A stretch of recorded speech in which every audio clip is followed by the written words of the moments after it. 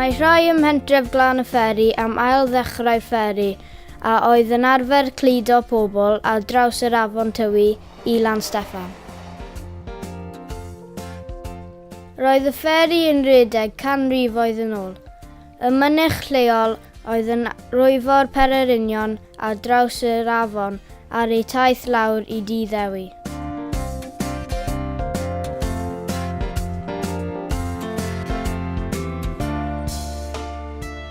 Dywed rai ddod Gyrradd Gymru wedi cymryd y fferi ar ei daith o amgylch Cymru yn y canol oesoedd.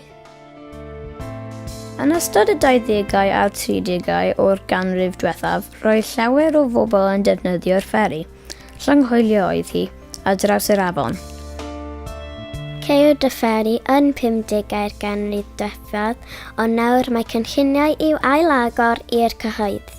Mae grant o 300,000 wedi ei roi i'r cynllun ac maent yn gobeithio bydd y fferi yn ail gychwyn yn 2018.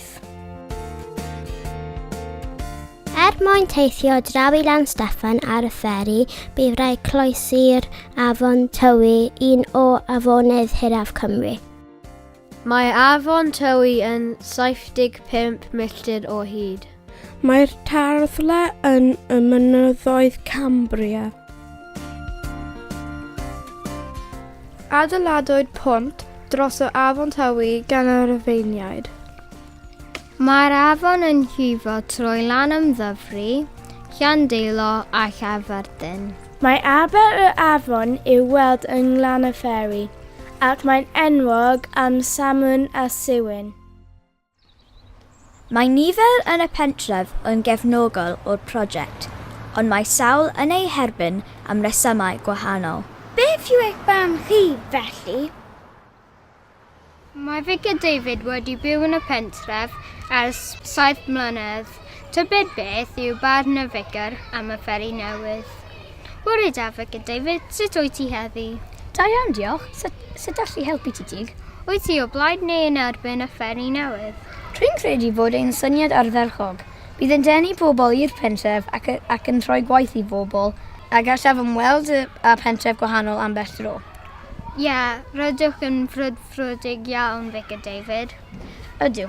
Efallai bydd y maes parcio a'r toiledau yn medru cael ei gwella os daw'r fferi.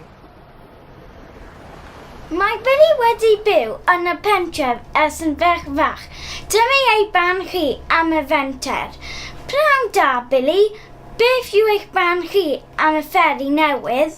Dwi ddim yn credu ei fod yn syniad da. Dwi'n yn erbyn y cynllun. Wel, pam ni, Billy? Rwy'n credu gall arian y loteri cael ei ddefnyddio mewn ffordd gwell. A byddech chi yn defnyddio fferi? O, dir, na. Does dim diddordeb gael i fynd mewn cwch ar groes yr afon. A bydd y fferi yn dod â mwy o busnes i swyddfa bost? Na, dwi ddim yn credu bydd yn helpu fy busnesu. Bydd mantais i Llansteffan? Wel, efallai bydd y caffi a tarfan car mwy o twristiaid. Dwi ddim yn gwybod. Diolch yn fawr, Billy, am eich barn. Mae Mr Mike Davies wedi byw yn y pentref am 10 mlynedd. Mae'n golfwr proffesiynol ac yn byw gyda'i deulu ifanc yn y pentref. Bore da, Mike. Diolch am gyfweld ni. Iawn, Hannah. Sut allai helpu?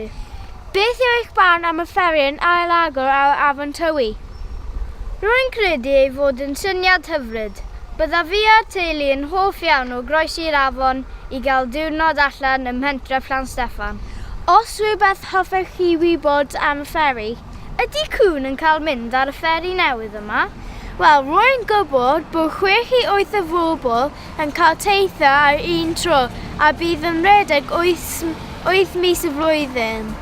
Felly bydd yn rhywbeth i fferiau bai Caerfyrddin edrych arno fallai. Wel, rwy'n siŵr bydd gadael cwn arno yn denu nifer o twristiaid. Diolch am eich barn am y fferi.